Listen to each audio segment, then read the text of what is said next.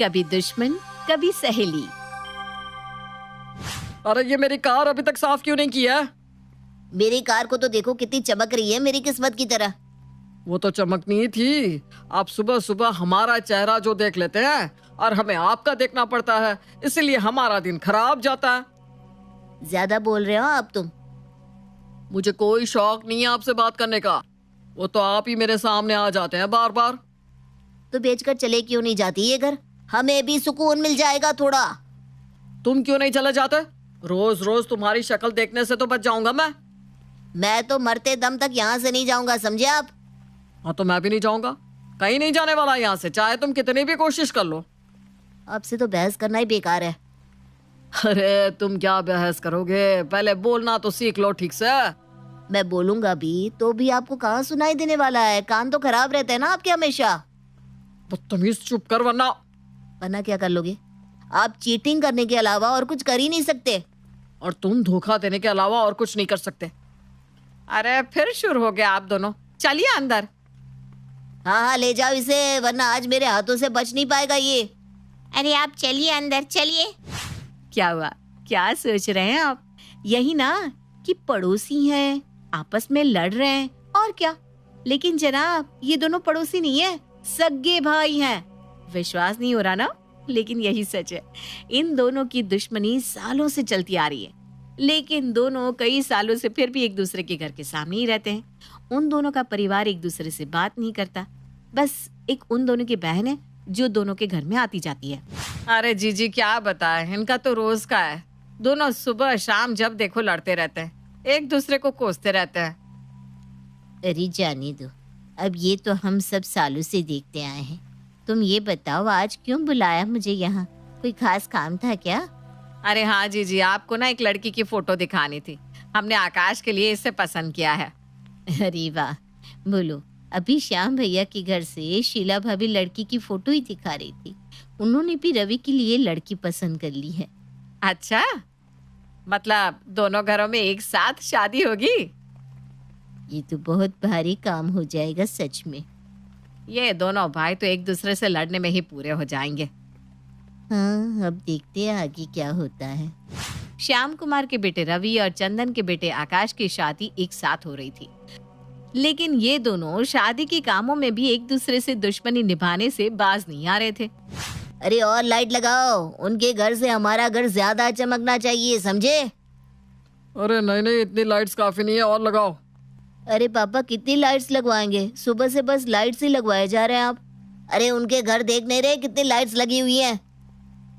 अरे तो क्या पूरा घर बस लाइट्स ही लाइट्स कर देंगे क्या? आपको पता भी है कितना बिल आ जाएगा इन सब में?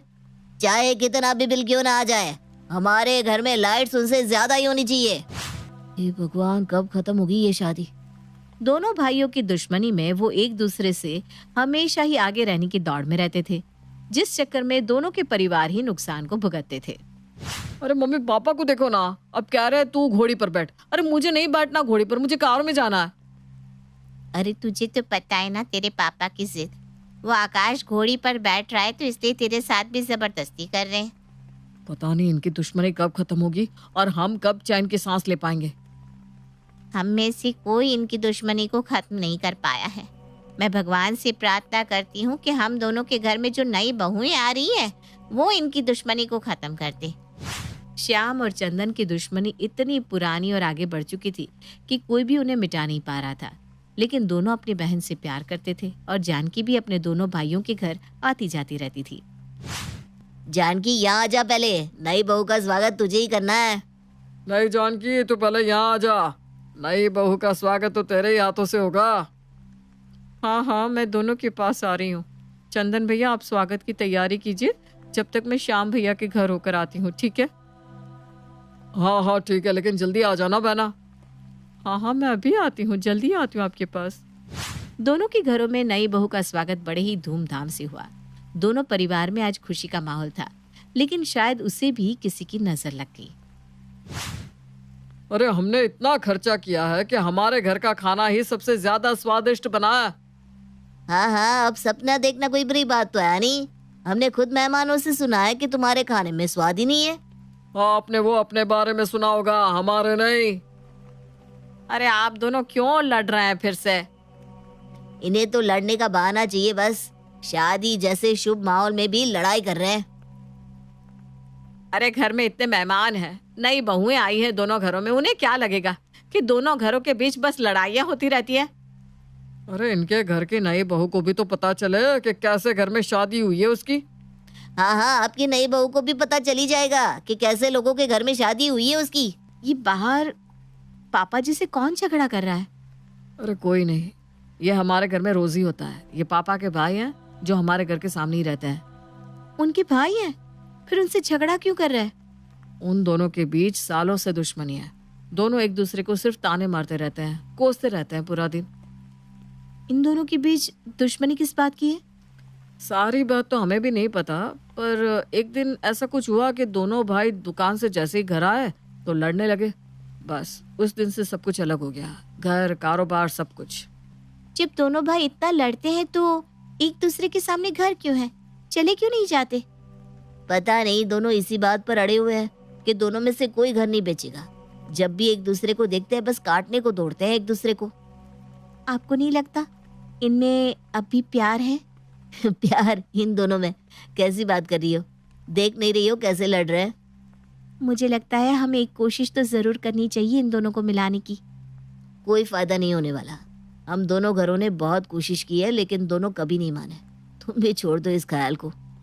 ज्योति और दिव्या का पहला दिन था ससुराल में, लेकिन आते ही उन्हें पता चला कि इन दो परिवारों के बीच दुश्मनी की जंग छिड़ी हुई है, जिसका सही कारण भी आज तक किसी को पता नहीं चला।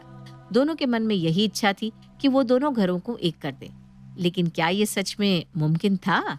अब मेहरबानी करके मंदिर में कोई तमाशा शुरू मत कीजिएगा। अरे मैं कहाँ कुछ करता हूँ। देखिए, यहाँ कुलदेवी के मंदिर में हम दर्शन करने आए हैं, यहाँ आप उनसे मत लड़िएगा, समझे? तो मुझे कोई लड़ने का शौक नहीं है। दोनों परिवार कुलदेवी के मंदिर में दर्शन करते हैं। ज्योति और दिव्या कुलदेवी की परिक्रमा करती हुई टकरा जाती हैं। अरे सॉरी, आपको लगी तो नहीं? अरे नहीं, कोई बात नहीं, मैं ठीक हूँ। आपको शादी की बधाई हो। आपको भी बधाई हो शादी की। मुझे एक्चुअली कुछ वो यही ना कि हम साथ मिलकर दोनों परिवारों को साथ ले आ सकते हैं, यही कहना चाहती थी ना आप? अरे हाँ, तुम्हें कैसे पता चला? क्योंकि मेरे मन में भी यही चल रहा था कब से। तो फिर तो अच्छा है, हम दोनों साथ मिलकर ये काम कर सकते हैं। हाँ, तो कल से ही मिशन मिलाप शुरू कर दे। ज्योति और दिव्या ने आपस में हाथ मिला लिया था। अगले दिन जब दोनों के ससुर बाहर आंगन में पानी डाल रहे थे तो दोनों बहुएं उनके पास आती हैं। अरे वाह पापा जी, आपने तो बहुत अच्छे पौधे लगाए हैं, कितनी अच्छी देखभाल करते हैं आप इनकी। है ना, बचपन में हमें सिखाते थे पौधों की देखभाल करना। अच्छा, पर लगता है सामने वाले चाचा जी को कुछ भी नहीं आता है ना?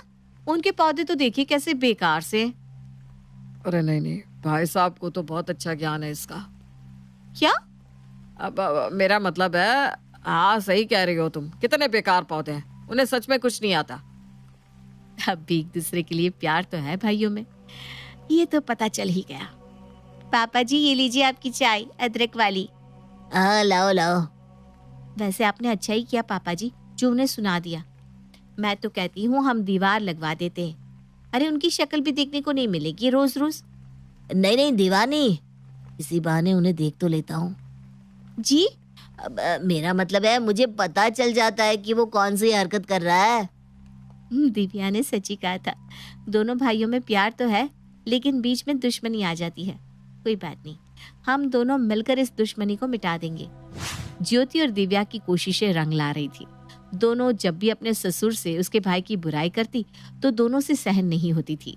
हाँ जाइए जाइए, मैं भी देख लूंगा आपको। इनका तो रोज का है नहीं पापा जी? हाँ, इनको लड़ने से चैन कहाँ मिलता है। सच में कितने बुरे हैं ये बड़े चाचा जी। अच्छा हुआ आपने इनसे रिश्ता तोड़ दिया है।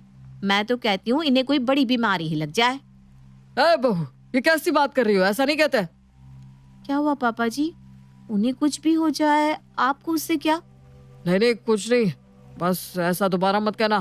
पहली बार देखा है इन्हें भाई साहब की इतनी फिक्र करते हुए। अरे माँ जी आप देखती जाइए, अब वो दिन दूर नहीं जब ये दोनों भाई गले मिलने लगेंगे। अगर ऐसा हो गया तो दोनों परिवार फिर से एक हो जाएंगे। क्या हुआ पापा जी, आप आज बार बार बाहर देख रहे हैं, कोई बात है क्या? नहीं, वो 2 दिन से दिखा नहीं। कौन नहीं दिखा? अब कोई नहीं, मैं तो बस यूं ही बाहर टहल रहा था। मैं जानती हूँ आप किसे देखना चाहते हैं पापा जी। आपका भी अपने छोटे भाई के बिना मन नहीं लगता। पर सच में 2 दिन से छोटे चाचा जी दिखे नहीं। दिव्या ने भी कुछ नहीं बताया। क्या बात हो सकती है? चंदन कुमार और ज्योति बाहर बैठे थे कि तभी वहां एम्बुलेंस आती है और श्याम कुमार के दरवाजे के आगे खड़ी हो जाती है। चंदन कुमार बहुत घबरा जाता है। ये एम्बुलेंस क्यों आई है? कहीं शाम को कुछ? एम्बुलेंस? अब चाचा जी के घर क्यों आई? कहीं उनकी तबीयत तो खराब नहीं? अरे, हमें किसी ने फोन किया था कि किसी को हार्ट अटैक आया है। आप किसी को जानते हैं क्या? क्या हार्ट अटैक? श्याम? चंदन कुमार बिना कुछ सोचे श्याम के घर चले जाते हैं और वहां दौड़ते दौड़ते गिर जाते हैं। तभी श्याम उन्हें आकर बचा लेता है। भैया, आप ठीक तो है? तू ठीक तो है ना? तुझे क्या हुआ था? मैं ठीक हूँ, मुझे कुछ नहीं हुआ। ये एम्बुलेंस क्यों आई है? मैंने फोन किया था उन्हें इन दोनों को मिलाने के लिए। बाजी वाह, क्या आइडिया निकाला, मान गए। मैं तो डर ही गया था, मुझे लगा तुझे कुछ। दोनों घर एक जगह इकट्ठा हो गए और दोनों भाइयों को एहसास हुआ कि वो दोनों क्या कर रहे हैं। पापा जी, चाचा जी, अब छुपाने से कोई फायदा नहीं है। हम सब जानते हैं कि आप दोनों एक दूसरे से कितना प्यार करते हैं। हाँ, अब आप दोनों अपने गीले शिकवे मिटा दीजिए और दोनों परिवारों को एक हो जाने दीजिए। हाँ, इन दोनों बहुओं की मेहनत आज रंग लाई है। जो काम हम दोनों नहीं कर सके, इन दोनों ने कर दिखाया आज। भैया, मुझे माफ कर दीजिए। छोटे, तू मत माफी मांग, चला जा, गले लग जा। अरे जीजी, अच्छा हुआ आप आ गई। देखिए आज कितना अच्छा मौका है, दोनों भाई फिर से मिल गए। हाँ, पर ये सब किसने किया? दिव्या और ज्योति ने। बहुत अच्छा काम किया है तुम दोनों ने, जीती रहो दोनों। दोनों परिवारों में एक बार फिर से खुशियों के रंग थे। दोनों परिवार मिलकर अब सब कुछ करने लगे थे और आज दोनों परिवार मिलकर एक साथ भोजन भी कर रहे थे। अरे वाह, कितना अच्छा लग रहा है दोनों बहुओं को एक साथ देखकर। लेकिन ज्योति बहू, एक बात तो है, दिव्या बहू तुमसे ज्यादा होशियार है, दिमाग में भी और खाना बनाने में भी। थैंक यू बुआ जी। जी, दोनों परिवारों के साथ आने से खुशियां दुगनी हो गई थी। लेकिन जिन बहुओं की वजह से ये दोनों परिवार मिले थे, अब उनके बीच ही नफरत सी पैदा होने लगी थी। अरे क्या हुआ, तुम दोनों लड़ क्यों रही हो? अरे मैं कब से इन्हें कह रही हूँ कि आपने ये मिठाई गलत तरीके से बनाई है, लेकिन ये मान ही नहीं रही। बड़ी हूँ मैं, तुम्हें ज्यादा पता कि मुझे। अरे लड़ना बंद करो, इतनी छोटी बातों पर भी कोई लड़ता है भला? मुझे इनके साथ एक रसोई में काम ही नहीं करना। मुझे भी, आज से मैं अलग से खाना बनाऊंगी। अभी अभी तो दोनों परिवार साथ आए थे, पता नहीं किसकी नजर लग गई फिर से। ज्योति और दिव्या के बीच की नाराजगी इतनी बढ़ गई कि वो अब एक दूसरे से बात भी नहीं करती थी। इस सब को देखकर जानकी ने एक राय दी। भैया, मुझे लगता है अब दोनों को एक साथ नहीं रहना चाहिए। घर में पूरा दिन कलेश का माहौल रहता है। इससे अच्छा तो आप दोनों अलग ही सही थे। कम से कम सब कुछ शांति से तो चल रहा था ना। हम दो भाई अभी अभी तो मिले हैं और अब फिर से। मैं तो आपकी भलाई की बात कर रही हूँ। हाँ पापा जी, बुआ जी बिल्कुल सही कह रही हैं। मैं भी बुआ जी की बात से सहमत हूँ। क्यों बुआ जी, आप तो यही चाहती थी ना कि ये दोनों भाई कभी भी साथ ना आए, है ना?